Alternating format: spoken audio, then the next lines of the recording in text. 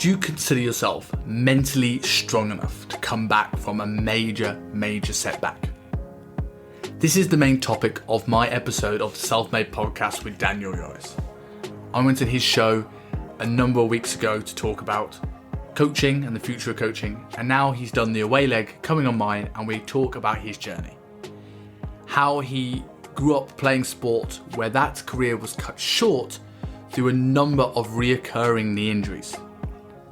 Not convinced with the doc's advice, not convinced that things were over, he rehabbed, he worked hard, he persevered, and it led him to going into his career as a strength coach, helping people get out of pain and get stronger. We delve deep into his story, the lessons he learned along the way, and what he would advise people going through the same thing. We talk about what sets him apart. When people might have given up, why did he push through? Before we segue onto the topic of what is optimal when it comes to training versus what is practical. We talk about exercise mechanics here. We talk about what is optimal for getting out of pain. We talk about the things that are overhyped in training. And we talk about, is mechanics overblown and over simplified in the industry, or is it the interpretation that is flawed? Another fantastic conversation. Daniel's very worth giving a follow and listening to his podcast because it really is exceptional. And I will leave you with myself and Daniel Yores.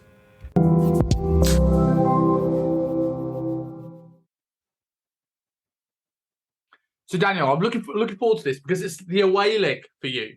I went and came on your podcast, which we'll obviously speak about a lot over the course of this recording. And, this is the return leg. And you had a couple of really interesting topics I think are really worth talking about. But before we go into sort of like the main topic of this episode, I want to talk a little bit about your story and how you got into the industry, because I think it's something that I resonated with, and I think it's something a lot of other people can resonate with. So tell me a bit about your athletic career and the subsequent injury that you had from that. Yeah, for sure. Thanks for having me, by the way. I'm happy to be on the return leg. We had a great chat last time, and it's good to be here and amongst all the other fantastic guests you've had and conversations that you've had. So it's nice to be a part of that as well. But to get to your question here, my athletic career, I think, is a generous term, but I played soccer mostly growing up, played a whole bunch of sports. I excelled in soccer, and it was the one that I spent the most time training at and got up to like a decently high level.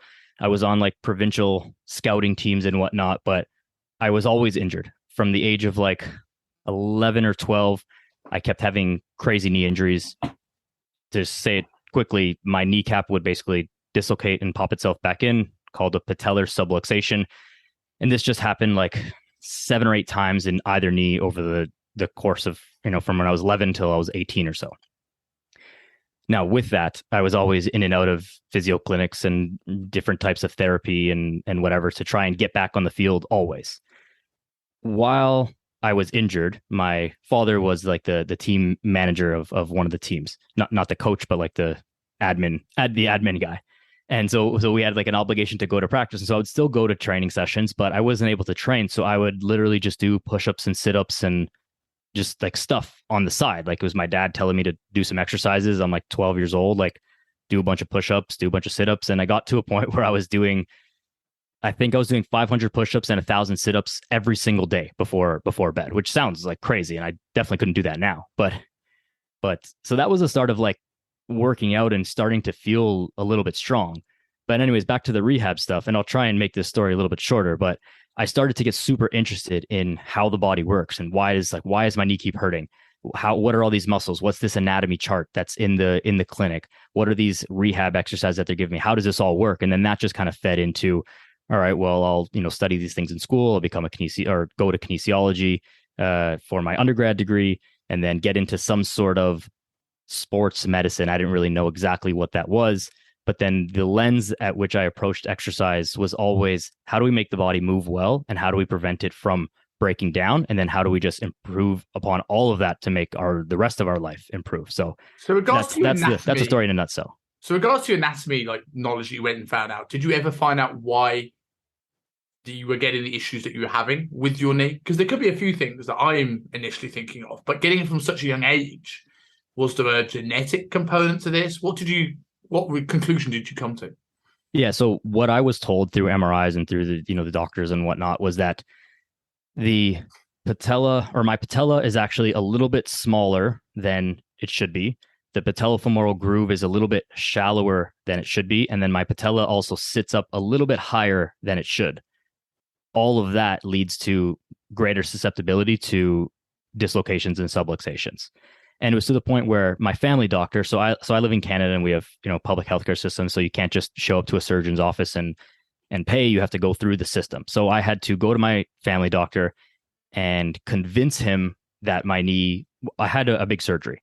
I had to convince him that, there's something wrong with my knee. I need to look at a surgeon. I need to, I've been to physio so many times, this keeps happening. This is not normal. It's painful. It's all this stuff. And he said, no, you're fine. And I had to beg him.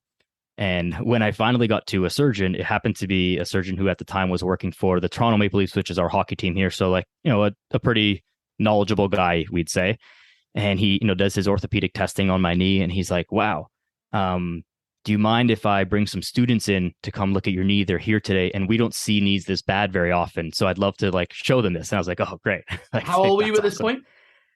This is when I was getting ready for the surgery. So I was 20, 19 or 20. Was that quite an intimidating thing that you come in and you don't know properly what's going on? And, it's probably a big, it's a major thing in your life, having an injury that's affecting you so much. And then you're told, well, can I bring people in here to watch? How did that? Yeah, I wasn't intimidated because I didn't know what the problem was, but I knew that there's something wrong with my knees. And I know that, not to shit on doctors and therapists and stuff, but sometimes when you're young, things get dismissed where it's like, oh, you're young, you'll grow out of it. Oh, this pain, you're just 14, 15, you'll grow out of it. And it's like, well, I've been dealing with this since I was 11. Now I'm 20. I still have the same issues. I obviously didn't grow out of it. So I knew that there was more going on. And him saying that more just confirmed to me that my intuition and feelings about my own body were correct. So I wasn't scared, but the surgery was quite a big deal. I was non-weight bearing on my left leg for 13 weeks. So my quads, my whole thigh was the size of my forearm by the time I was able to put my foot on the ground, and basically had to relearn how to walk. And in that time, I was not moving. I could barely get up to go to the bathroom by myself. There was a whole bunch of time where I couldn't even bend the leg.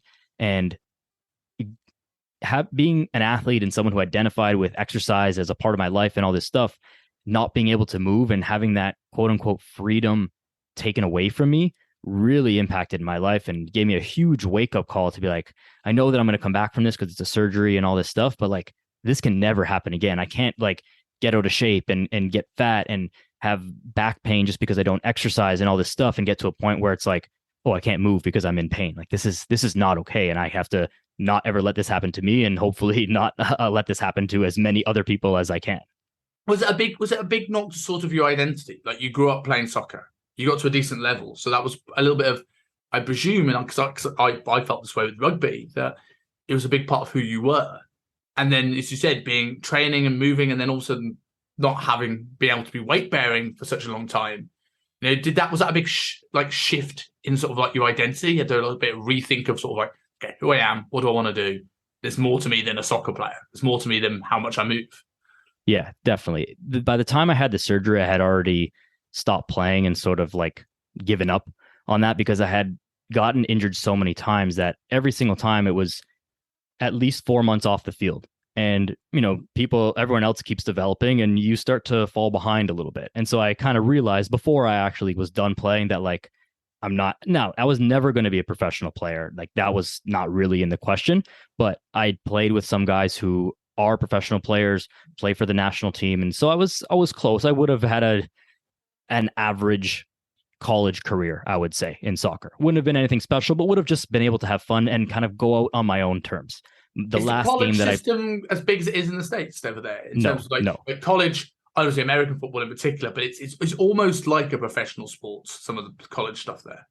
Yeah, in the US it is. Here it's absolutely not, and especially soccer. The school that I went to, we had the best men's soccer team and one of the best women's teams in the country, by a lot. While I was there, we won 2 national championships back to back. On the second national championship, and I had a lot of good friends who were on the team. I was trying to organize, and I wasn't super involved at school, but you would expect stadium to be packed, the chance for a repeat national championship win at home, and all this stuff. You'd expect stadium packed, crazy party, but like there was, 20% of the stands were full, and that was it. And so yeah, it's not very big here. Definitely not like the States. It would have just been a fun time more than anything. Yeah. But yeah. So going back to what we were saying before about sort of like your identity with this and almost like getting, a good college career, maybe pushing into the international career. So what was that like when that sort of like you quit from that and then also now you couldn't move? Yeah, it was an interesting time because I sort of quit when I was starting to, be old enough to like drive and go out with my friends on my own.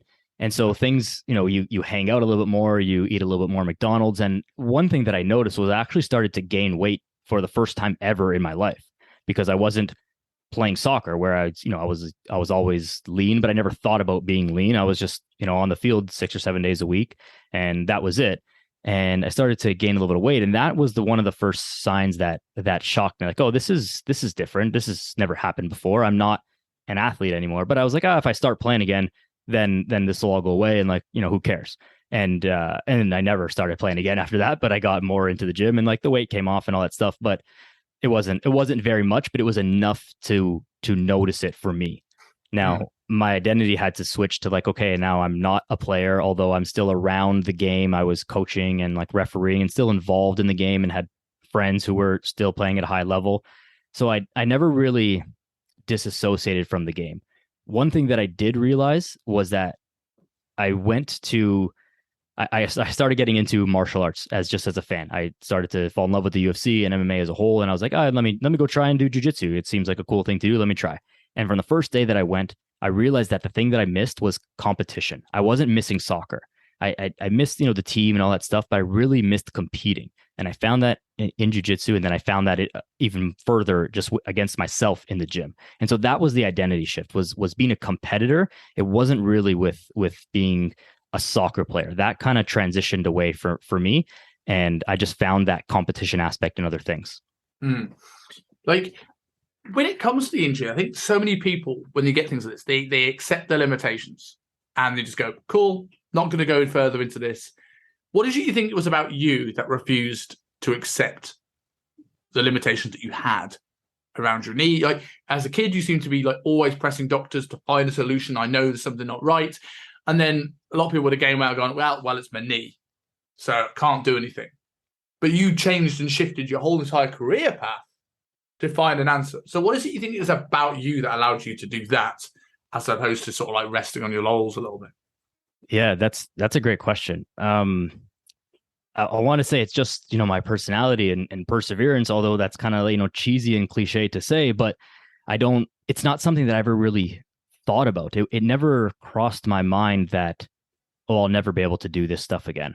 And there was one story that always stands out to me. And there was one day during the recovery of this surgery quite early after it. And it was quite a particularly painful day. It was always painful, but I had a decently high tolerance for pain.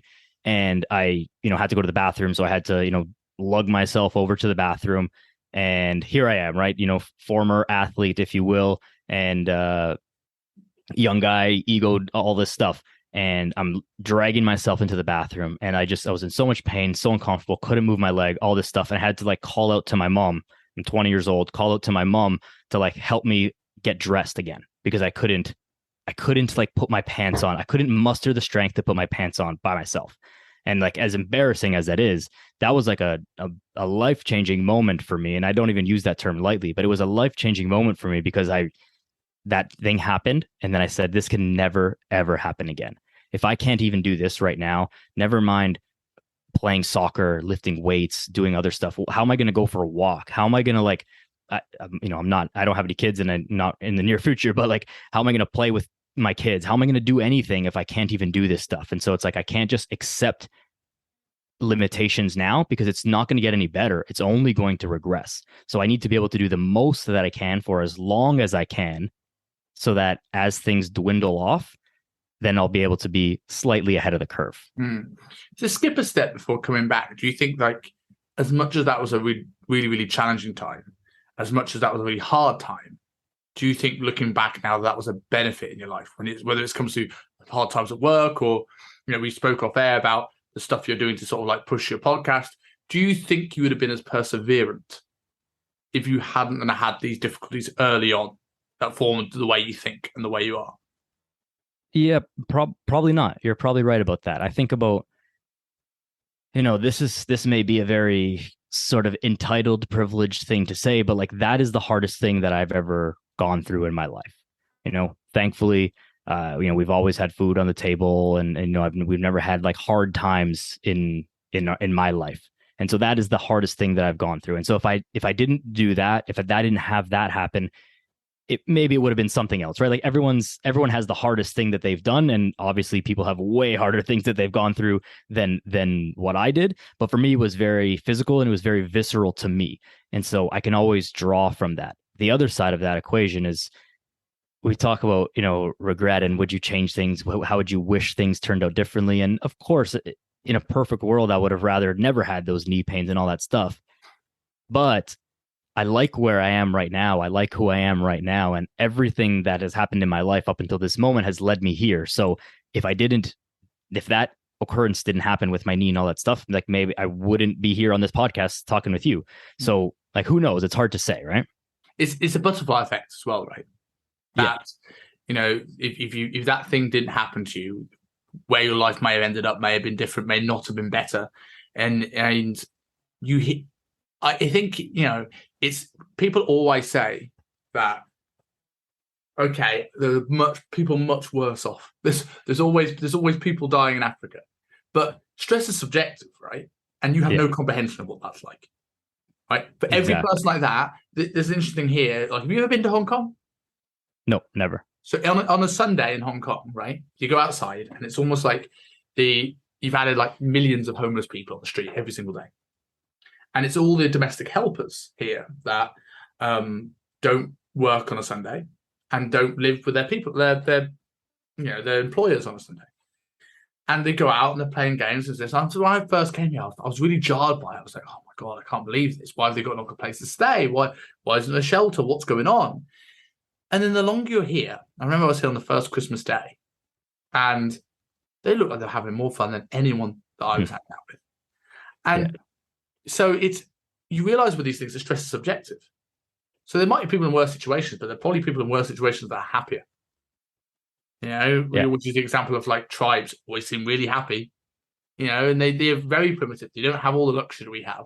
But I think like what floors you might be nothing to me, and vice versa. And what floors me might not be the same to you. So I think it's subjective. I think hardship is how you battle the subjective reaction to something, as opposed to what's actually happened to you. I very much believe that things don't affect us. It's how we react to things that affect us. Especially if you look at any stoicism, that's generally the way they sort of live their lives. And you hear like things. I listened to a podcast recently, really interesting, with Daniel Yores CEO episode with the Liver King, and I had to listen to his backstory.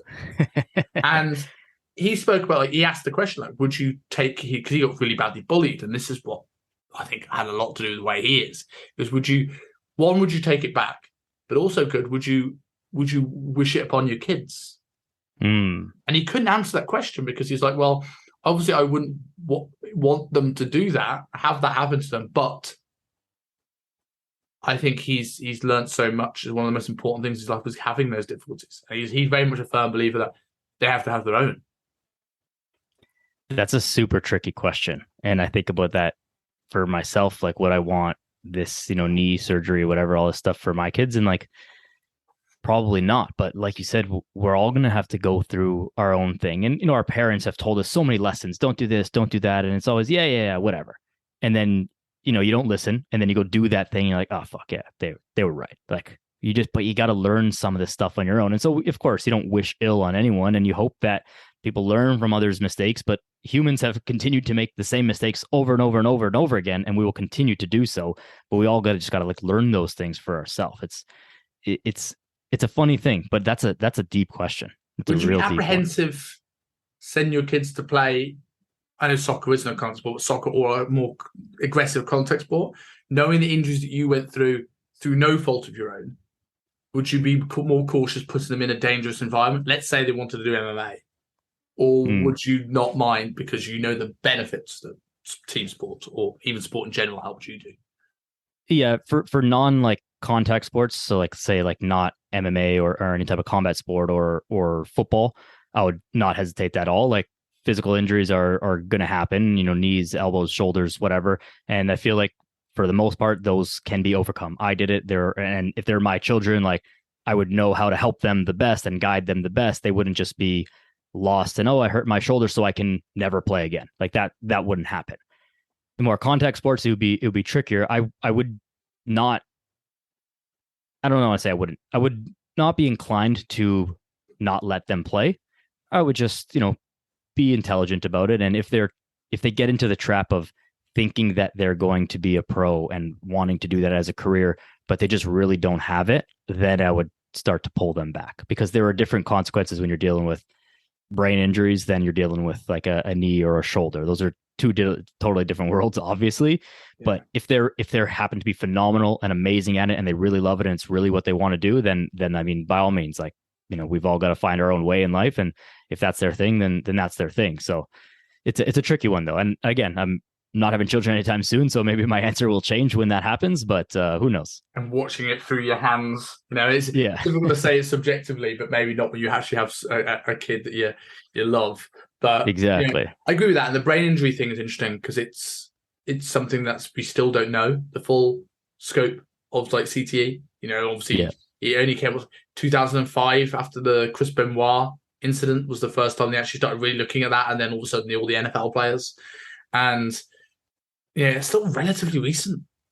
Yeah, the thing that would worry me the most about, I would actually be more worried about football than I would about MMA, and I think it's because of the culture. Because it's a team sport, there's a lot of like old school coaches still coaching, and that's fine, but there's no need for like 8-year-olds to be doing like the Oklahoma drills where they're just smashing heads together. Like that doesn't need to happen, but that's the old school way, and we've got to toughen them up and like do all this stuff. It's old coaches who want to just make you run for miles, and it's like that has nothing to do with the sport.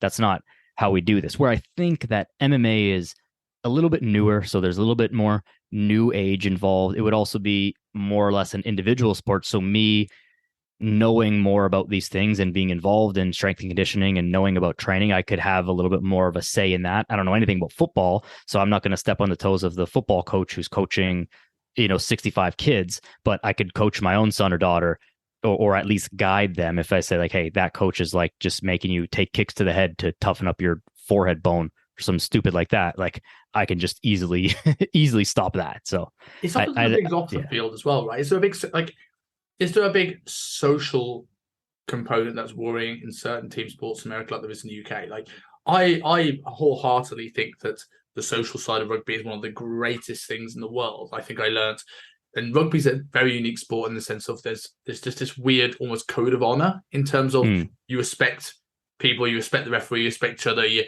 can get to a punch up on a field and you can buy that guy a beer after the game, right? It's a very accessible culture.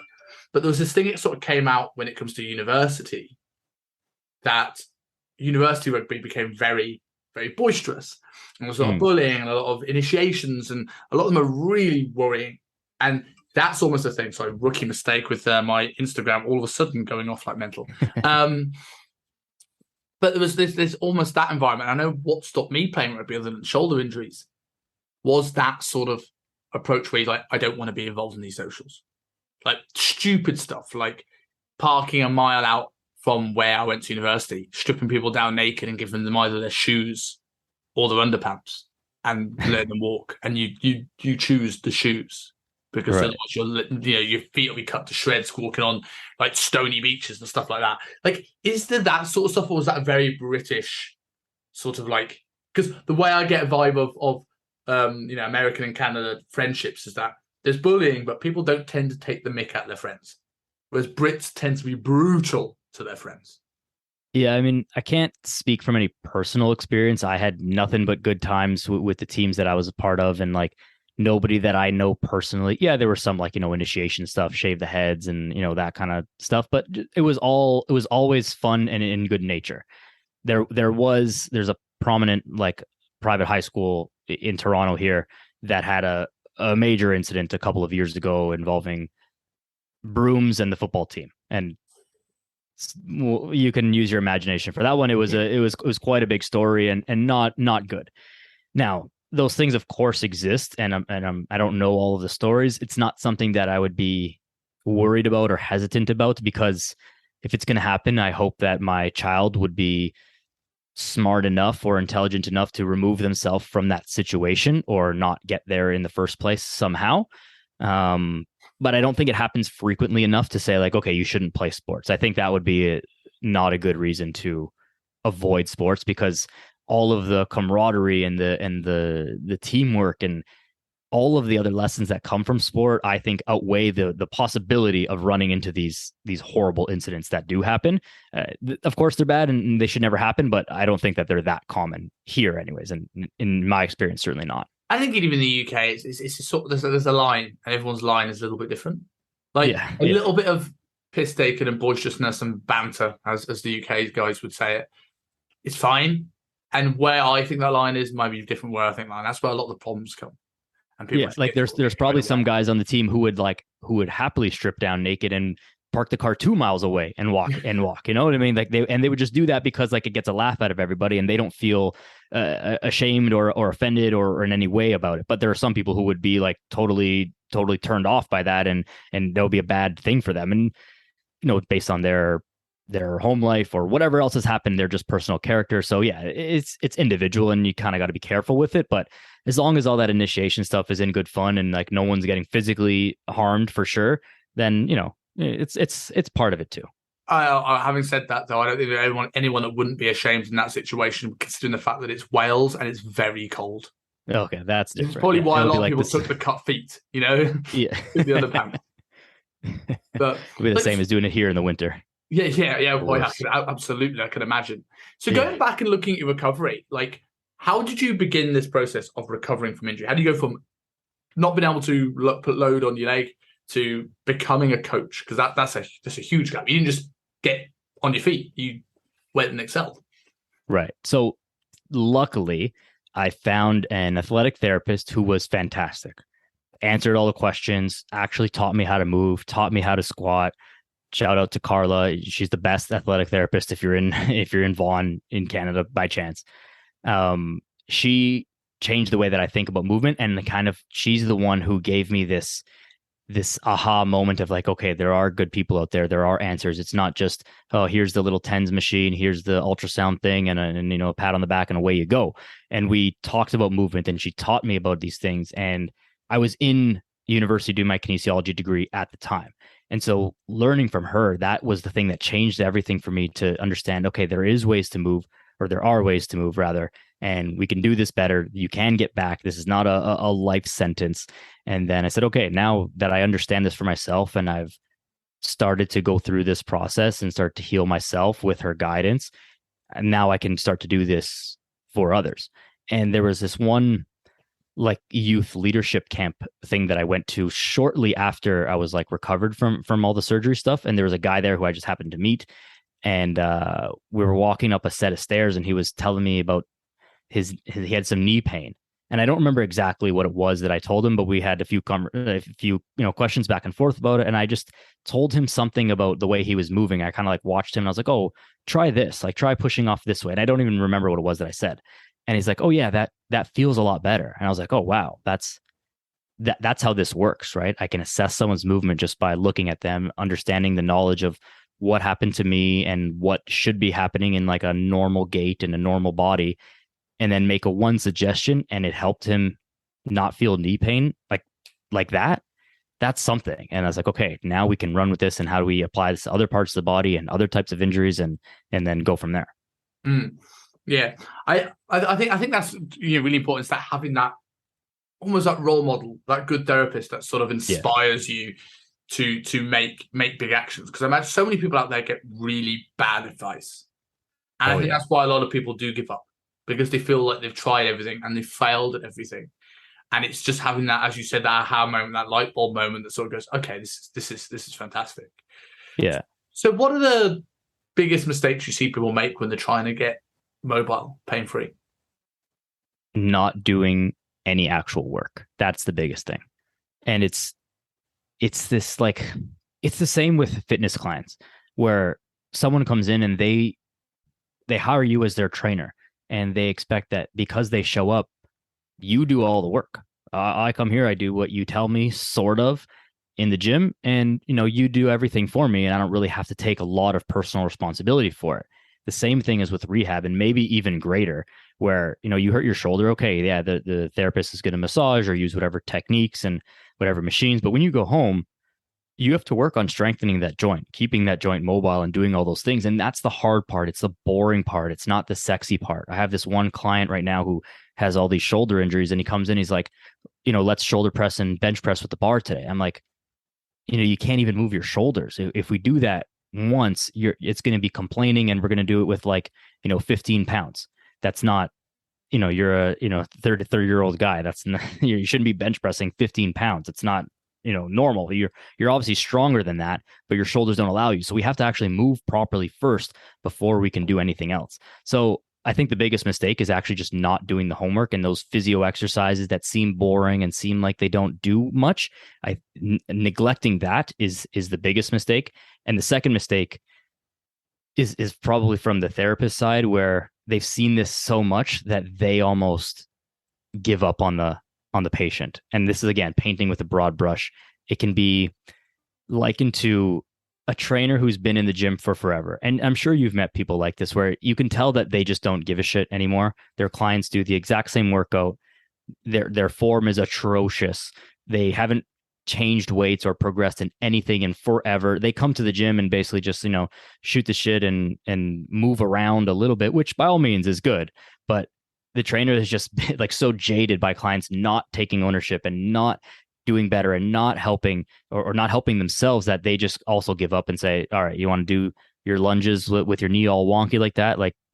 Fine, as long as you keep paying me. So there's a lot of factors, but it always comes back to personal responsibility for the patient, for the client, for the trainer, for their clients. So I agree with that. And I think it's interesting, though. I think for me, I think the coaching thing is a little different, because I personally, and maybe this is just me, because I have seen people like that, where I take a responsibility of how I am on the gym floor.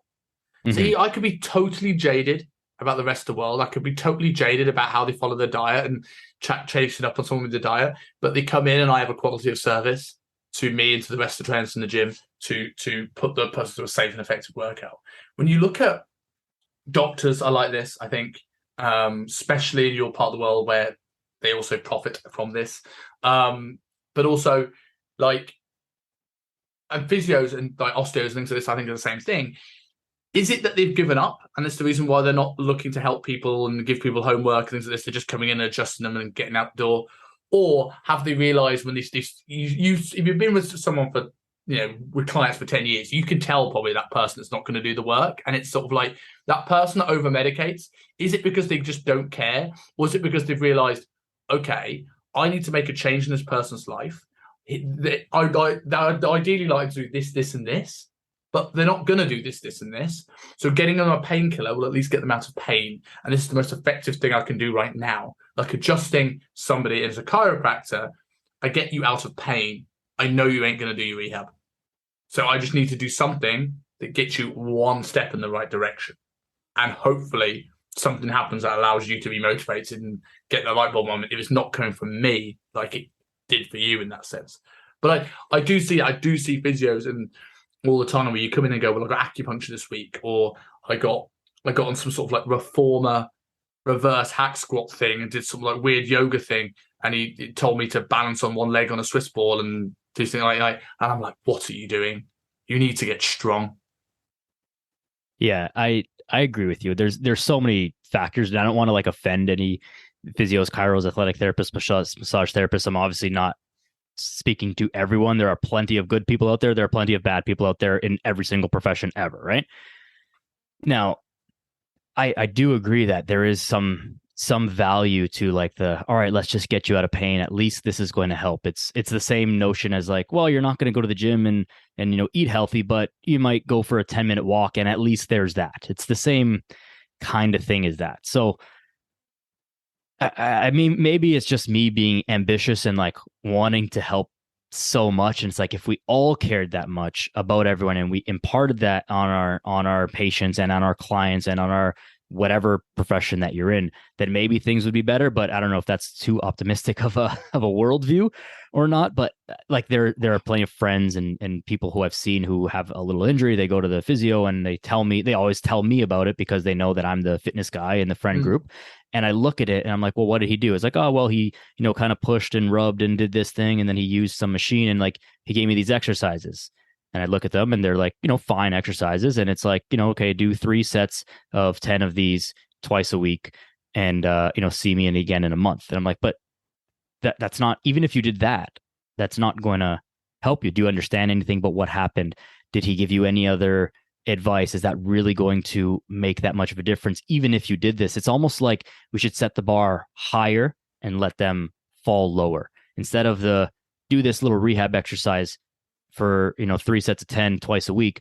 Do this rehab exercise 1,000 times a day, every single day. And if they do it 20 times a day, then that's better because now they're at least doing it every day. So, but this is again just the motivation, the coaching, and like that individual approach stuff there, where it's hard to paint with a broad brush. So yes, and I think when you're looking at things like that, it's like there's a fine line between overwhelm. You might find that person, if you tell them to 1,000 times a day, they do none. But if you tell them to do it once a day, they might do it. Right. And he's saying, it's like, you may be an optimistic worldview, but I'd rather have more people that have an optimistic worldview than a pessimistic worldview. Yeah, absolute sure. And I think, unfortunately, I do think it is in a way, because it's the old analogy of you've got to put the oxygen mask on yourself first before you put it onto your children, and people need to be able to help themselves. Yeah. And I know there's some times when I was very much like this. I sound like I'm a folk singer. But when I first started in the industry, I was very much like that. This optimistic worldview, I'm going to help every single person. I'm going to get through to them. And then I realized a few years in that people need to want to be helped. You've got to be able to meet halfway. And I knew how much energy I was draining trying to help someone that didn't want to change. That energy could be better served putting more into the person that really wants to change. Now, it doesn't mean I leave a bad service, but it means that, okay, what are you willing to do? And maybe this is the conversation that physios and this need more communication skills that maybe coaches have, where they can find out where the client is willing to do and like be able to explain the whys, because people are more likely to do something if they understand what's going on with my knee, as opposed to knee hurts, do leg extension. Well, I'm doing leg extension. I'm not going to do that. But I think over time, I realized that I put more energy into the people that really want to change, and I'm there ready when the person that doesn't. Because like that person drains me, that affects everyone. Everyone. Yeah. There's always clients that are like energy suckers in a way, and then there's clients who are like energy uplifters, right? You feed off them. Like I would describe you as an extrovert, and correct me if that's incorrect. I feel the same about myself, and it's like it changes. I don't believe in the term introvert extrovert, because I think it is so situation dependent. Totally fair enough, and that's probably like a whole other hour-long conversation that we could dive into. We'll do a round 3 for that. Yeah, but there's people who you feed off energy, and there's people who just like who suck your energy dry. And sometimes, like, I had to fire one client ever, and it was just because she was draining my energy, and the reason that I had to fire her was because she was also sucking the energy of everybody else in the gym, the other clients who were in the gym at the time, the other trainers, and it was dampening everybody else's experience. And it was like, listen, I really, I want to help you. You need to be helped, and all these things, but not with this. And there was like it wasn't just like it happened one day and then she's gone. There was a long lead up of occurrences that led to this. But, you have to be able to give the most of yourself to your clients as well. It's the same reason that we've got to stay in shape and walk the walk. And we can't be, staying up late and waking up early for our clients and sleeping 4 hours a night, and then, eat McDonald's all day long and then go to the gym and get mad at our clients for eating McDonald's and staying up all night. Like that's not okay. We've got to do the things that we actually say, but it's so that we can be the most of ourselves, so that we can give the most of ourselves to the people who are paying us to help them. The other side of that, I think, is that just one more thing off this, Simon, is like, I've had tons of clients come to me because they have some injury. I would say 50% of the people who I've ever started to work with have like some sort of injury. And one question I always ask is, well, why are you here? Why are you at the gym? Why aren't you in the physio clinic? And they can never really answer that. And so to me, they've either been somewhere and it didn't help them, or they tried something and it didn't work. And like, oh, maybe I just thought I'd try the gym. And so to me, it's like, well, that's a massive responsibility to me. This person is trusting me, not with their fitness and the fat loss, but like to help their shoulder feel better. And they thought that I and the gym was the best option for them. So I better damn be the best option for them if that's what they're coming here for. And so I take that very personally and very internally, or I internalize that a lot. And I that's how I have to operate myself, because there's so many options, other trainers, other therapists, other this, and they chose me by happenstance or by, direct choice. And so I have to take that as seriously as possible. And, big impact have fun there. too. I think you have a big impact there because they may see their physio or therapist once a month, but they'll see you 2-3 times a week. You think the impact you have, you sometimes see your clients more than they see their families, more than they see their friends, more than they see their partners. So you have the chance to build that relationship, to encourage them to do more outside the physio thing. And this may be me defending physios as well. They get 20 minutes to try and change someone, to change their life. And, well, actually, I've got 20 minutes to just get you out of pain. Whereas you might have 3 hours a week, but you can sort of go, look, this ain't going to work without the work on the other side. I wanted to come back a little bit to that practicing as what you preach thing, because I think there's a bit of nuance in there as well. And I don't know whether you agree, because for years I worked in a facility where it was everything. But you have to be, we used to do body fat checks on the gym floor. Like if you were over a certain amount, then you get, get told off. And for the trainers or for the clients? Yeah, it wouldn't be up to clients. Yeah, for the trainers. And it was, and I very much lived by this for such a long time. Like you have to absolutely, but I think there's middle ground here. There's nuance. Now, don't get me wrong. A massively out of shape PT who never has been in shape, like never been lean, and doesn't look like they've had any muscle on the gym floor. What are you doing? Get lean at least once in your life. Put on at least amount of muscle that you look like you go to the gym. You don't have to be the biggest guy in the room.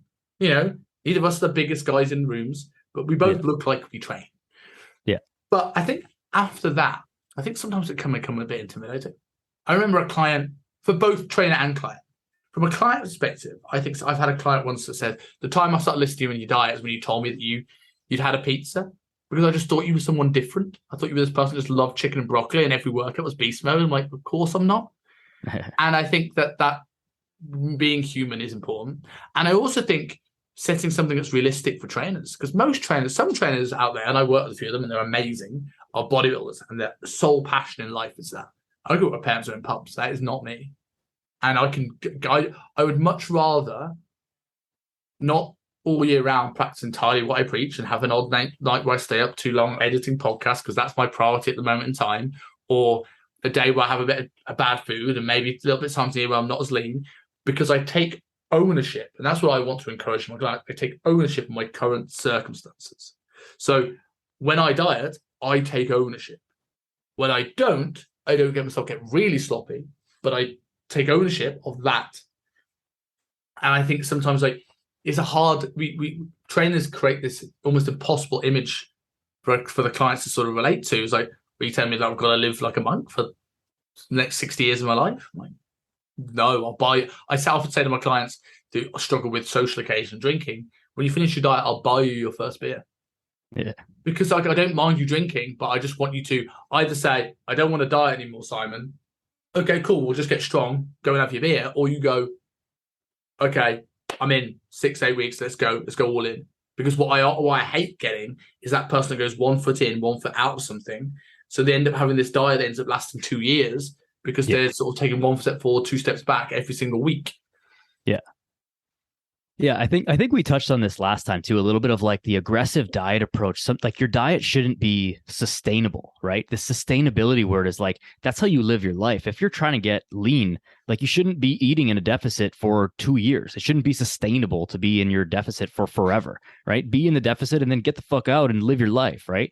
I would also argue, not even argue, but like counter your point kind of thing where by you living like a normal person and staying up late every now and then to work on the podcast and going out for a unhealthy meal and having some beers, like that is practicing what you preach, because you're not the type of person who's like, you must live like a monk. You are not one of those kind of people. And I agree with you that that is much more relatable to most clients, because they don't want to be a bodybuilder and they don't want to be 6% body fat, and they don't want to eat chicken and broccoli for every meal and walk around with Tupperware containers of food. They want to be able to live. And so having a trainer who looks like they're in shape but is not totally dedicated, or not totally obsessed with their totally obsessed with their body fat percentage levels, that is off-putting. And I've never been that way either, right? It's like, yeah, I look like I lift, I'm decently strong, I can perform every exercise that I would ever give to a client efficiently and proficiently and with a decent appreciable amount of strength. And I don't do an exercise and it's like, okay, I really struggle with this one, but you go ahead and do it. Like this is the first time I'm doing this. You give it a try now. Right. Yeah. It's the whole thing. So walking the walk to me and living as we preach, or practicing as we preach, includes that. Yeah, I had to stay up late last night because of this, that, and the other thing, but this is what I'm going to do to recover from that. This is how I'm going to change my training. This is why I did it. I'm not going to let it happen for 8 nights in a row, right? I had a bad meal last night, but it was, so-and-so's birthday. And then I'm eating healthy today and I'm training. And that's walking the walk and practicing what we preach, not just being a monk, as you said. I couldn't agree more with that.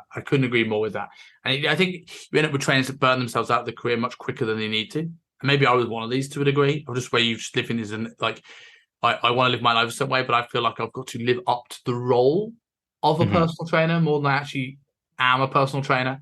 And when I sort of realized that, it's okay a little bit, and now, don't be wrong, I've been back in the UK for 6 weeks, just got back to Hong Kong. I probably am carrying a few extra holiday pounds than I need to, but that's fine. And understanding that over the course of the year, it will be cyclical and there will be times to let yourself go. How many clients do you know that finish a diet and are scared to put on a pound or two? And when they realize, like, no, this is okay, this is also expected and necessary at times, it would take that fear away. If your trainer always looks like they're 6% body fat, how can they say, no, it's okay to gain weight? They've never done it. Exactly. The other side of that is, if you went back home to the UK, you put on a few pounds, but like how much weight would you say that you put on, just to draw it up? 4 or 5 kilos, probably. Okay. So it's 4 or 5 kilos, but it's not 15 or 20 kilos. And that's the difference. And it's 4 or 5 kilos that you've put on, and in several weeks, it'll be off and you're back onto routine. That's the thing that I think is more powerful than like, oh, I didn't put on any weight, or I put on a massive amount of weight. And now you're just going to, you went on vacation for a month, you put on 20 kilos. That would be pretty impressive if someone was able to do that. But I mean, you put on an absurd amount of weight and then you never lost it. That's the tough part. If you put on just a little bit and then you lose it, that's life, and that's normal, and that's relatable. And that's, I think, where more people can relate to. I think segues onto the other topic you mentioned, about optimal versus practical. And this in particular, I think is I think you brought this up because of the rise in exercise mechanics and everyone trying to make things as optimal and as fine-tuned as possible. I think before we go into this, like, what do you personally define as optimal in terms of training? Like, what do you think about the trend? What do you consider optimal? Like, what are we talking about here? Yeah, so as far as the topic, I think of it as what I see on social media and catching steam, and it's this hyper concentration on hypertrophy training only, and specific exercises and specific setups. And as far as I can tell, most of this, and this is the ironic part, but as far as I can tell, most of this started from Coach Cass's N1 education stuff, which I got a little bit before, because RTS with Tom Purvis came to the UK, and then Ben Pekulski, and then Kassem. So it's been around longer, but Kassem has certainly popularized it. Popularize it. But then the ironic part of that is Kassem's whole course and branding is N1. N of one. Not this is the only way to do things for everyone, which is the thing that I don't know how this has been missed amongst all of this. He wouldn't even say that. He might say that, yeah, this setup for a lat pull down is probably the best way to do this, but also, N of one everything. If this setup is somehow unattainable for you in your gym, you don't have this equipment, or it hurts you, or you can't set up your training like this because you train in a busy gym, or your diet is not dialed in, then who gives a fuck about the angle on your lat pull down? None of that shit matters if not, you're doing nothing else right. And so that's the part that I can't figure out how that's been missed, other than like it's just caught steam on social media because it's things that are said often without nuance. Do this, not that. It's like if I said, eat carnivore, fruits will kill you. Like, that catches attention, or vice versa. And so it's this lack of nuanced messaging that just catches steam on social media. And so I understand how it's been spreading. I just don't understand how the people who are like going so hard at it and ignoring other stuff, I don't understand why. Do you think there's the nuances there? You just don't see it because it's not what the algorithm pushes into your newsfeed. That's totally possible. I try and ignore it because it doesn't serve me. But maybe I only see like the loudest stuff. If there's someone who's making a more in-depth post about it, then that's different. I'm talking about, those 8 to 10 second clips of like, do this and never do that other thing ever again for any reason. Like it's probably not true. I think I've seen it firsthand because I ran education for a gym there where the RTS thing came in big time from a few of the guys there. And the problem I find, I think the stuff is sound. Physics is relatively irrefutable.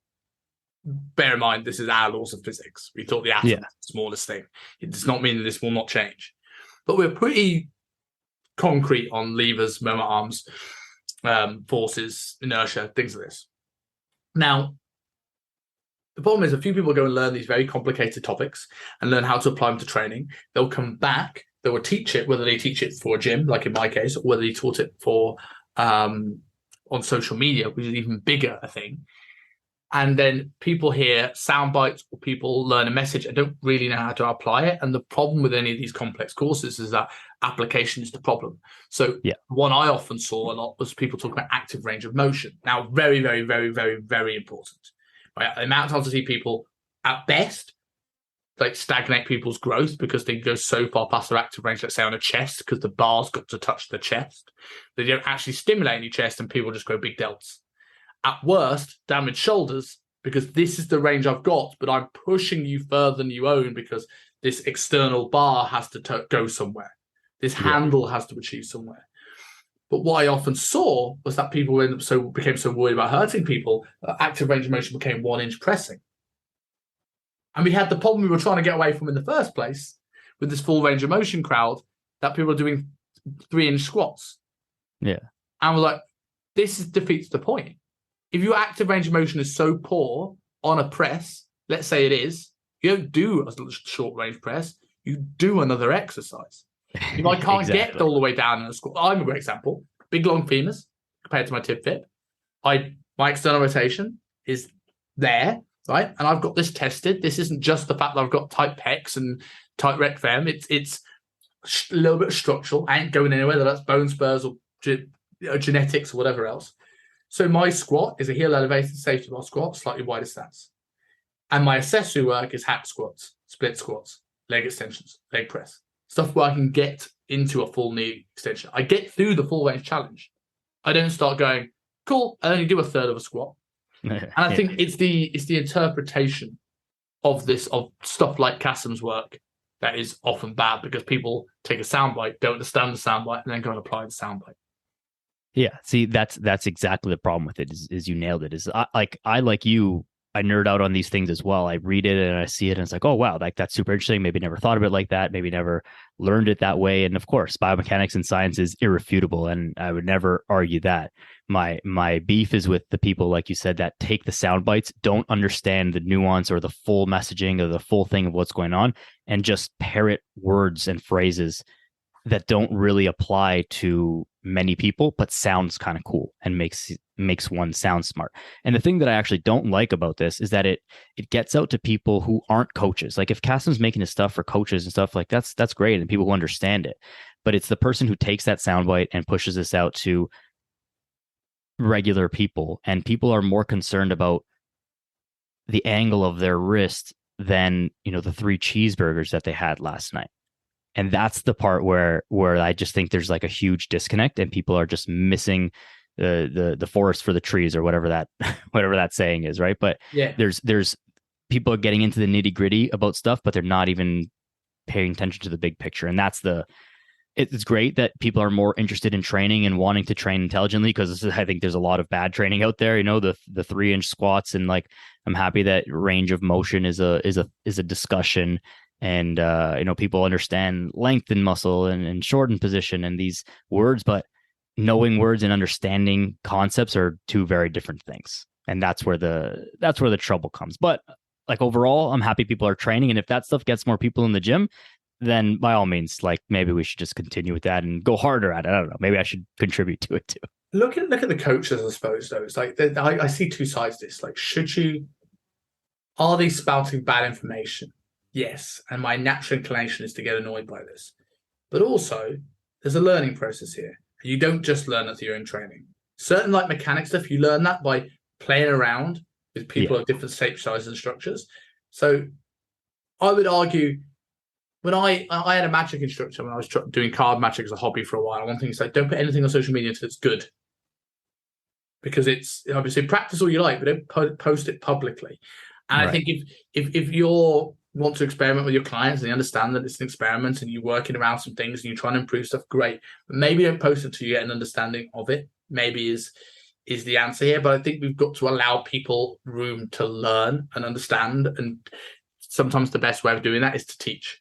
And if you haven't got an audience to teach because you aren't an authority yet in the space, maybe a camera is the place where you can sort of take information and try and digest it into words that sort of makes sense. Yeah, it's totally a fair point. I would even say that I don't even think that it's bad information that is being put out. I think there's very little people who are purposely putting out actual bad information or incorrect information. I think more often than not, it's incomplete. And that's the part that's troubling. You see it a lot with diet stuff. Eat this, not that. And it's like, well, why is that? And same thing with these nutrition things. So, or with these training things. So I don't know that it's wrong. It's just incomplete. But if they do get some pushback or people asking them questions and they're insightful enough and take on that personal responsibility to someone questions why should I do it that way? Why this angle? And they're like, maybe I'm not sure. Maybe I should go figure that out. And then they do figure that out and then learn about it and then spread that information more and be like, oh, so-and-so Susie1234 asked me about this and I went and researched it and like, this is why. So just helping you all out, that would be amazing. And that's a great learning process. It's just the beast of social media and how like weird messaging gets out and like, and not to go off on another tangent, but the whole Andrew Tate phenomenon is like stuff that he said was taken out of context and sound ripped bites. in weird ways and sound bites, and it's like it paints the guy to be worse or better than he is depending on how you look at it and depending on the editing after it, and we don't get the full picture. And that's why I love podcasts so much, is because we get to actually go into detail on these things and explain the nuance. And if I say something that's incorrect or incomplete, you challenge me on it and I get the chance to correct myself or actually think about it and like, oh no, maybe what I just said actually was wrong. And then we can do that. But in a post that's 8 seconds long, we were talking about reels and content stuff before we recorded, but like in a post that's 8 seconds long and you're trying so hard just to grab the almighty algorithm's attention, there's no room for that. There's no room for the maybes and the what ifs and the if this, then that. It's just the hard hitting fact and, quote unquote fact. And away you go with it.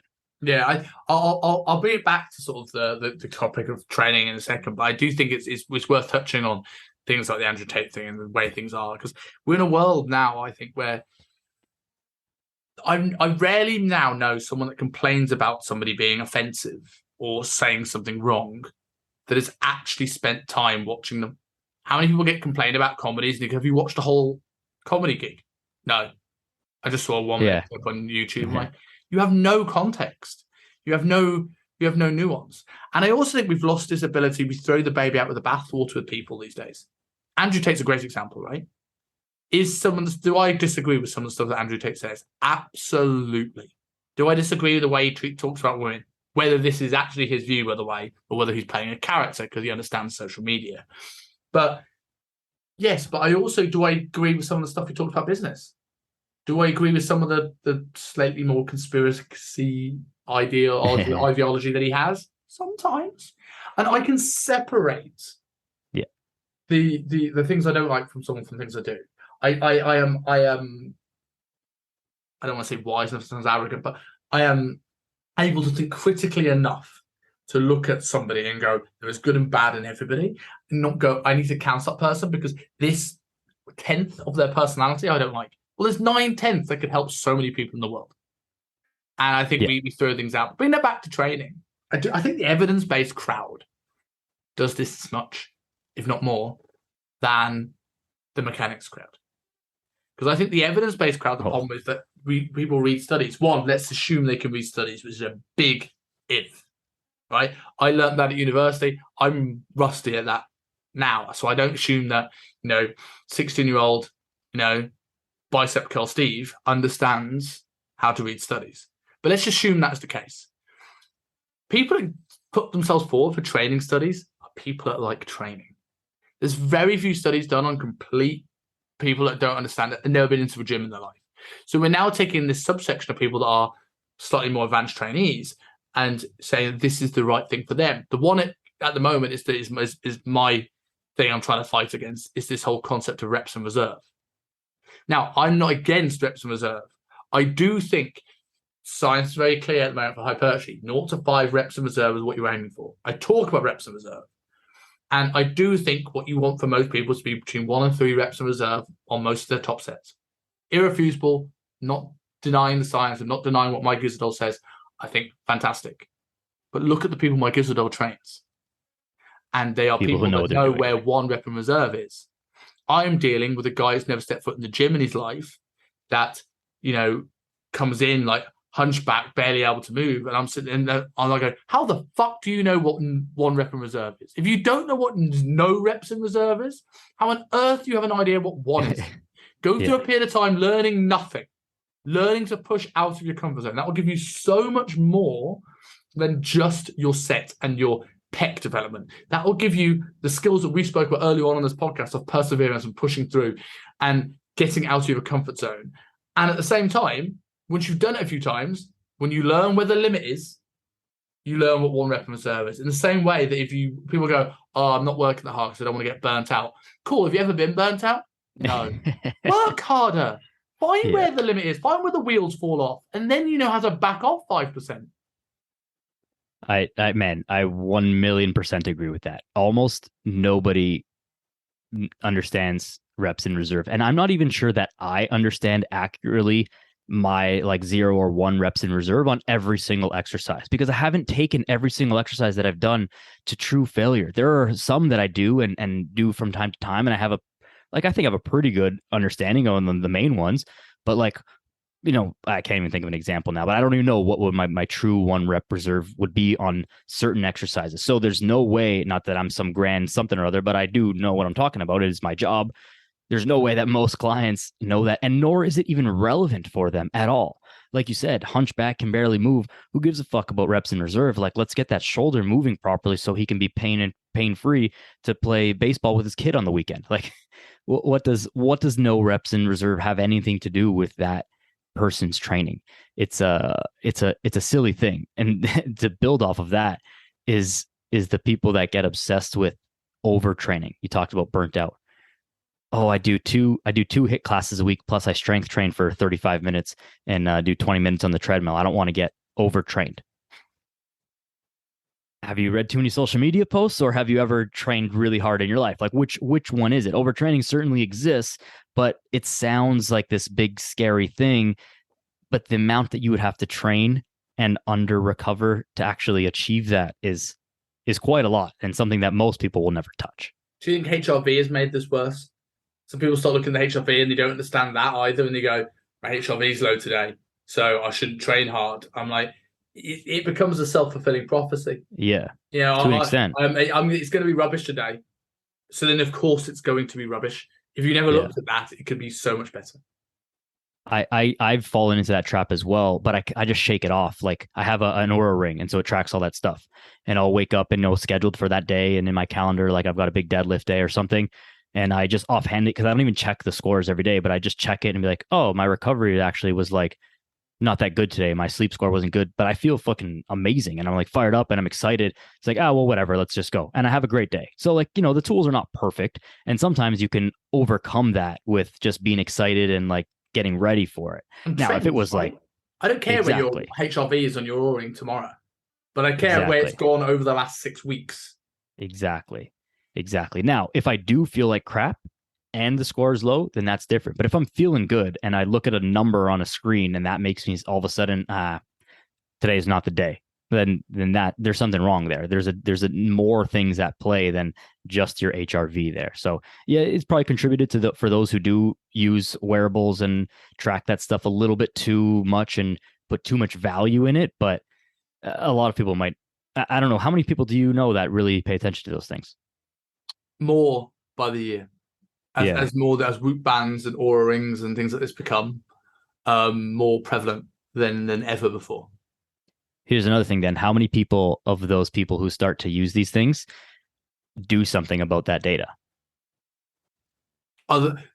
This is interesting because do they do something about the data? Most of them, I would say yes. However, I'd love to see the correlation of people that do something about their data only when it confirms what they actually want to do in the first place. So I will use my HRV data if it tells me that my coach shouldn't train that hard today, or maybe I should have a day off today. But if that encourages you, oh look, my HRV is really good, let's push it harder. They don't use the data in the same way. If it means they have to do extra work, okay, let's go and do some cardio, let's go and work on some recovery, let's go to bed half an hour earlier, let's meditate. Those things are less done. Yeah. So people will do stuff when it fits their confirmation bias of what they want to do anyway. It gives them an excuse. And what I think a lot of what our job is for coaches is, especially with a lot of general population clients, is how do we minimize excuses? So maybe sometimes tracking this data less is a good thing, because if it's out of sight, it's out of mind. Yeah. And it's also taking the whole picture into consideration. If the data says today shouldn't be a training day, but tomorrow, you've got a big day at work and you got your kids' soccer practice after work, and then something or other, and then the next day the same thing, and the next day the same thing. It's like, well, if I don't train today, then I'm not going to train for the next 5 days. Maybe I should still go in today and maybe just take a couple pounds off the bar and do a little bit less, and let me just feel it out. But the app doesn't have enough nuance to tell you that. It's not a human being. It can't do all of that stuff for you. I mean, I guess technically it probably could at some point, and maybe will in the near future. But you have to just take into consideration the context of your own life and what's actually going on as well. And that's the tricky part. And that's where coaches come in to say, okay, how can we actually navigate this, and how do we actually use this other than just train your ass off or sit on the couch instead? There has to be something in between that. I think that's where the conversation, when we're looking at optimal. And I'm as guilty of this as everything else, right? As I said, I worked in a place where the marketing was optimal. Our goal, we have the equipment, we have the gym facilities, we have the marketing that gets the clients that come in that are here for a ridiculous transformation. So we have to make this process as optimal as possible, and we're pushing you harder. You come out to the real world and you find that not everybody wants that. This is a very driven, targeted type of client. And then you have something like a lockdown, which shook a lot of trainers. Because I was spoiled. I was entitled with this incredible gym. And I was like, all right, I've got to... Optimal isn't actually practical for most people. Whether that is, I don't have the equipment, but also just mentally. You walk into a gym, you see the person in shape, right? Let's say you find that, that person, you walk into the gym, they're in great shape, and you know they have no idea what they're doing. Yeah. If I asked you now, if you had 3 or 4 of those people in different gyms, what do they all have in common? If they had one thing in common, what is it? Consistency. They keep showing up. Consistently, I would say they train hard.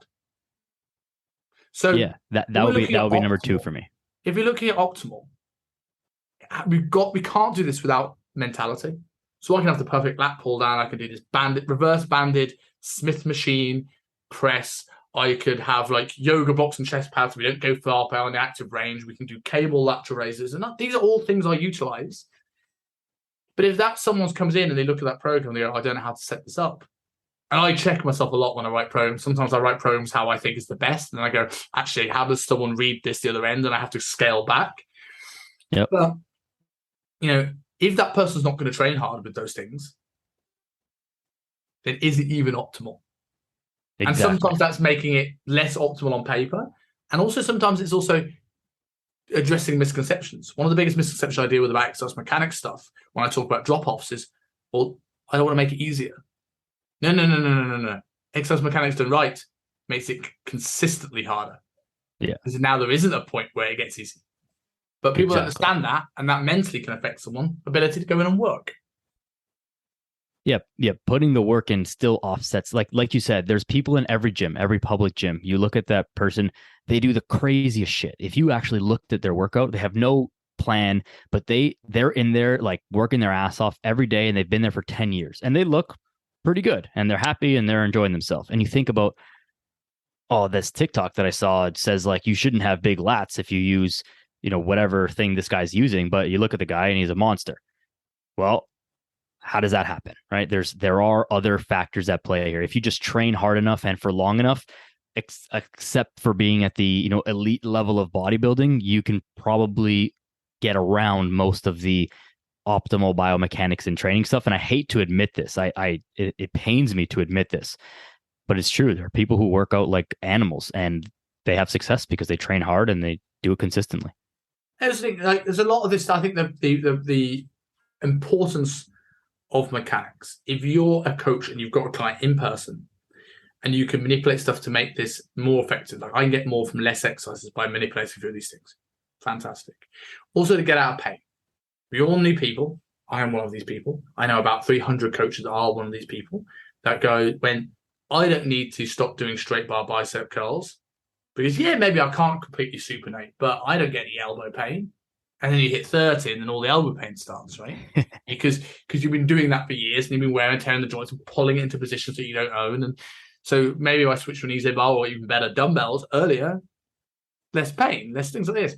That's where it becomes relevant. But I think we get locked into things like, okay, neutral grip, elbows tight is lat. Pronated grip wider is not lat. Less lat. Yeah. Yes. That still works. You're doing a pull down. Exactly. Do you feel the squeeze in everything? Do you feel the squeeze in your press? No. Okay. But your chest is going to be working, right? Because you are doing adduction of the arm. Is it perfect? No. Is it happening? Yes. And I think people understanding this, like rather than taking these blanket sound bites again, it's like a leg extension and a hack squat. I'm going to say hack squat rather than a back squat because you can't really take a back squat to failure. Will both train. You can both train to failure. Both will feel very, very, very different. Exactly.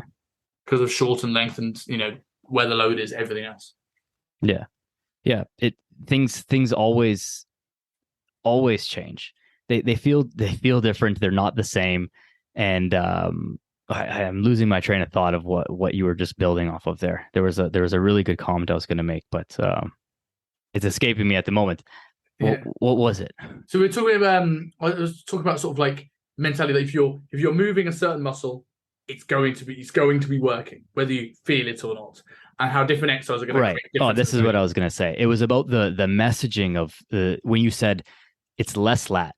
It's not lats. It's less lat. But when you post that on social media, it doesn't get views because it creates too much nuance and it begs the what if, the maybe. These things are not absolute statements, and then they don't work on social media and then they don't get out there. And that's how I think that this stuff happens.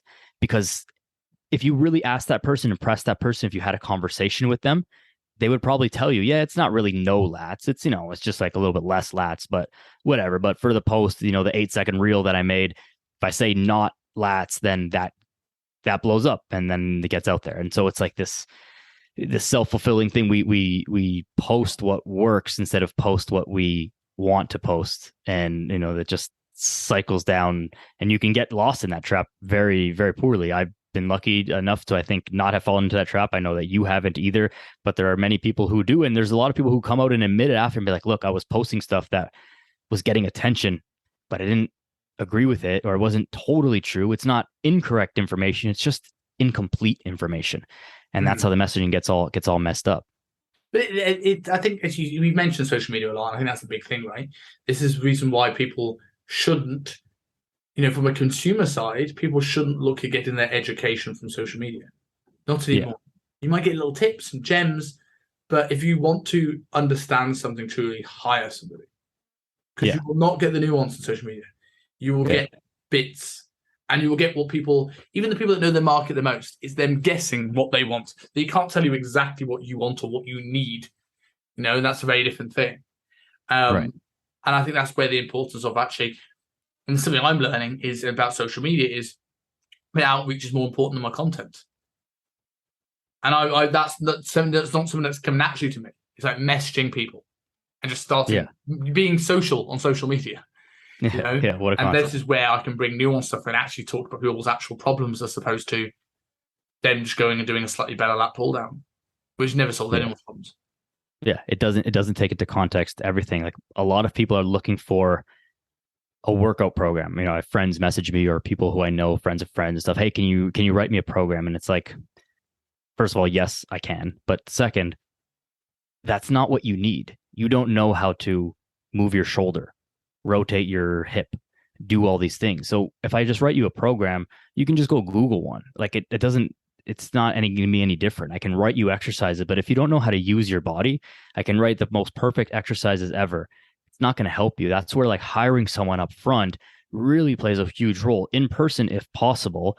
And there are different business implications that we kind of touched on earlier before with that, but it's like having someone guide you through those movements. And back to my whole thing of like, move well first and then worry about loading up strength and doing all the other stuff. But if you don't move well first, none of the other stuff really matters, because you're going to run into injury issues and run into other problems that are created by the thing that you're doing in an effort to solve it. And it's not your fault. This is just what's going to happen. It's ignorance, because you're just not educated on this stuff. Because how would you be educated on this stuff? The same way I'm not educated in accounting or law, and like it's probably stuff that I do in my business that's like, if an accountant looked at it, it'd be like, oh my God, like what's wrong with you? Why would you do this way? But I don't know. I just don't know any better.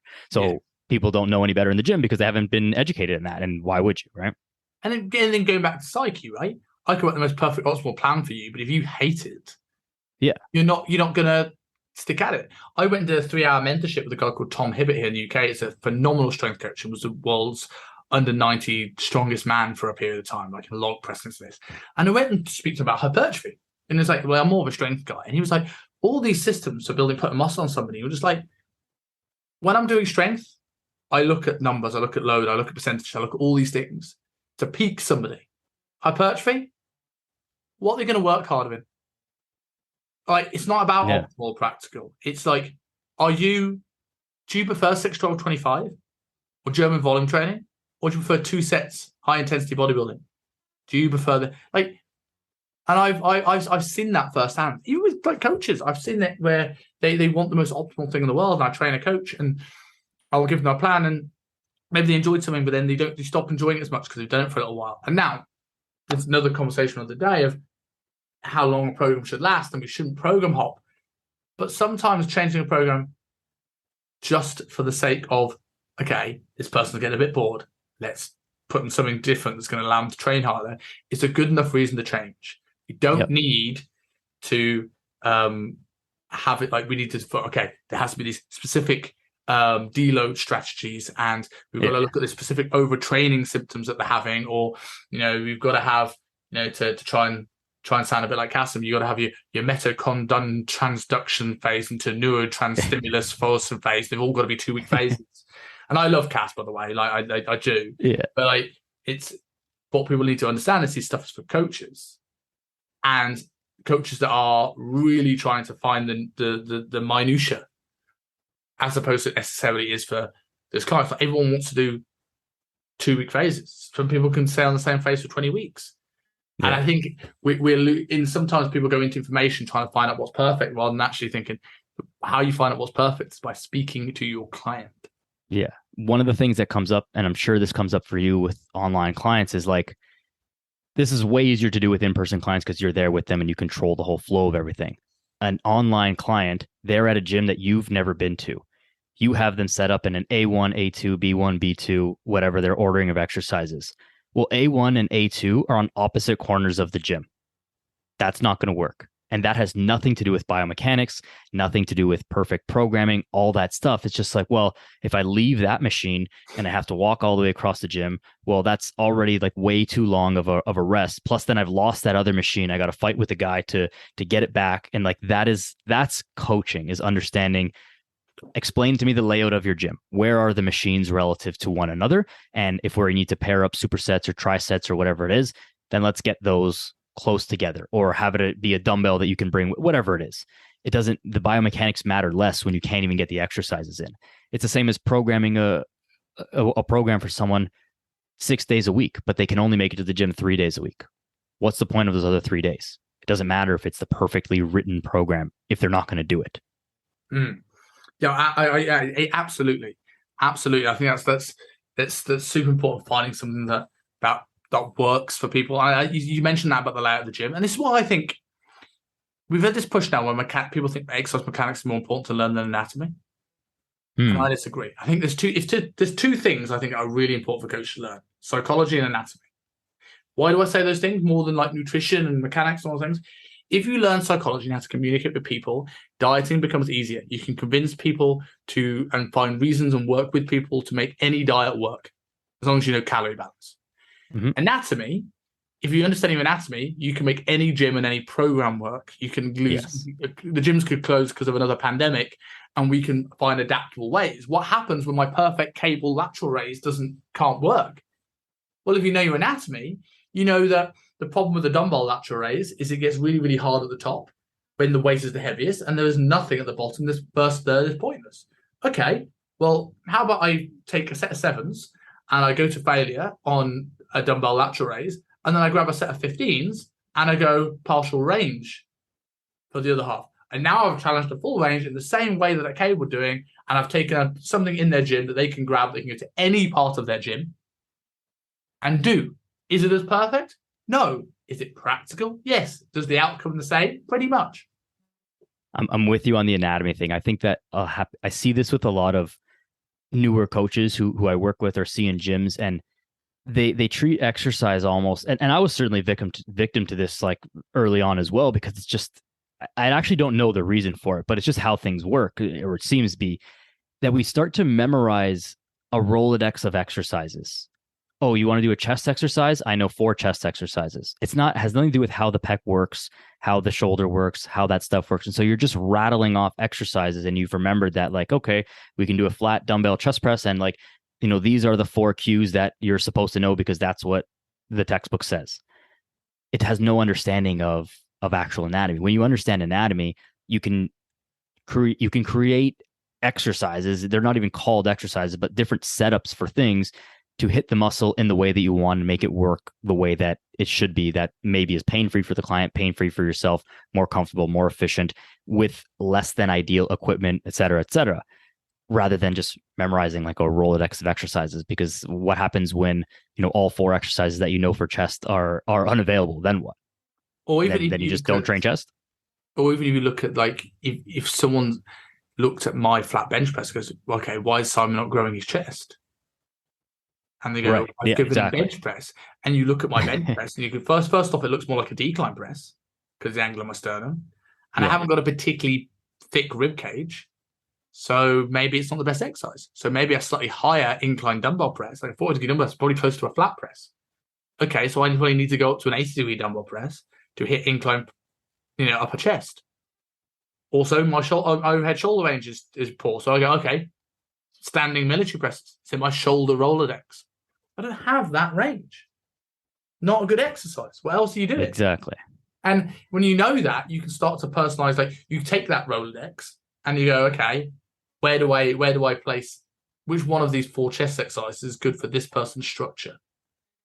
And I think you become a much more personal trainer if you want to use like the N of 1 and this is obviously Castle includes very, very well, when you start to know that sort of stuff.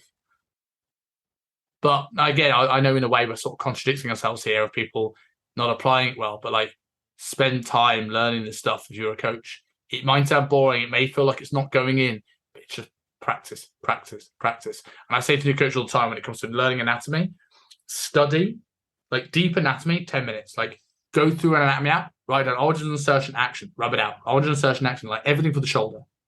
Then take 10 minutes, go and watch your favorite strength coach talk about that. Jordan Shallow, training lats. Cool, watch for 10 minutes. Then, last 10 minutes for the 30-minute study, go on the gym floor, do some lat exercises, play around, learn how it feels. Exactly. Like, actually apply like physical experience to what you've learned, and you'll learn it much, much quicker. Yeah. One thing I think that changed the way that I think about it was I started thinking about exercises in or muscles as movements. And so it's like there's, 4 to 6 or whatever, you got your upper body pushing, upper body pulling, lower body pushing, leg extension, whatever. And it's like, okay, now we fit exercises to match those movements rather than thinking about just names of exercises. Right. And I think, yeah, you're right. You've got to just know the anatomy. That way you can set things up. I don't think that we're really contradicting ourselves though, because I think we'd both agree that the biomechanics and all of the nitty gritty details are important to know for coaches who understand the nuance and how to apply them, as you've alluded to multiple times, is the application of these things is what matters. It gets lost when the messaging gets to someone who doesn't understand and not a coach, just a person, your regular gym goer who is not understanding all the nuance and doesn't know how to apply that or use that or even make any sense of it. That's where it gets a little wishy-washy, but coaches should absolutely understand these things and know it, but know how to actually know it. Don't just know the words to be able to parrot it. That's the problem. I think to close off that as well, and going back to the point of practicing what you preach, it's not just about how you look and how you train. Are you investing in your own resources? Yeah. I spent a lot of money each year on investing, whether it's learning about my business, or I'm doing a Integra, which is a phenomenal company in the UK. I'm doing their exercise mechanics study group every Tuesday from October for the next year, and that is me looking to upskill and learn more about what I do, more about movement, understand it better so I can give a better service to my clients. I am not relying, as we said before, on Instagram. So whether you're somebody who wants a coach to learn this stuff for you, or whether you're a coach who, doesn't understand why he's not getting the client results he wants, it's the same thing. If you want to expect your clients to pay for you and you're sitting there going, why am I not getting any sales? Do you invest in yourself? If you don't see the value in coaching, whether it's for your own physique or whether it's for your own education, how on earth are you going to inspire your clients to see value in coaching?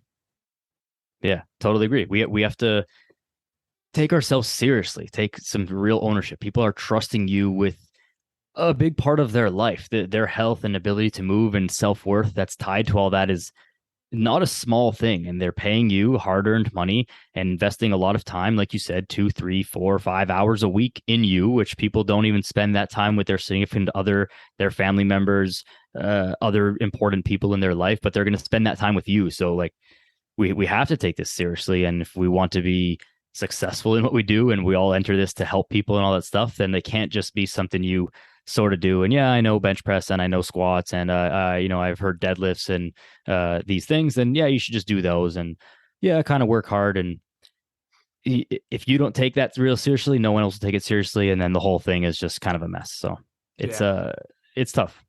I totally agree there. And in order for me to be a professional personal trainer, I need to make sure I'm fed, caffeinated, and turn up to my clients on time. Yes. I think that was a good sentence to close the show. So for people who want to learn more about you, what they do, whether it's they're in Canada or they want to learn more about the podcast, where can people find you? Yeah, so on Instagram and Twitter, at Daniel Yores, just my name, and the podcast, cleverly named the Daniel Yores Podcast, and you can find everything through there. My website, just my name. I certainly coach people in person if you're here in Vaughan in Canada, just outside of Toronto, or online as well. And always looking to have great conversations with the podcast. Simon was on a podcast. I don't remember what the episode was, but it was a couple months back. But I'm sure we'll do this again on either yours or mine at some point in the future. But yeah, those are the best places. You've got to commit to the podcast long term when you call it your own name. Yeah. Well, the reason I I called it don't my want own to name was hire not anybody, to. but I could. Yeah. Yeah. So like similar to you as how you said it's your show is becoming more of a variety show. I love fitness and health and it's what I talk about and what I think about, most of the day and all that stuff, but I don't want to silo myself into that for forever. So I didn't want to call it, the Daniel Yores fitness podcast or some other play on words that only means fitness. It's like, yeah, we're going to talk about fitness and health and that's like the center of everything. And I really do live my life in that way. And this is like the backbone of everything, but there's a whole bunch of other cool stuff to talk about as well. So let's just open 100%. it up by calling it my name. And then it's whatever it becomes over time. Couldn't agree more. I want to talk about business and stoicism and pro wrestling and movies and Conspiracy theories. Yeah, we went to the same place at the same time. Yeah. But yeah, like all that stuff. It's just fun. Yeah. So yeah, mate, thank you for coming on. Really, really enjoyed this episode today, mate. And yeah, speak to you soon. Yeah, man.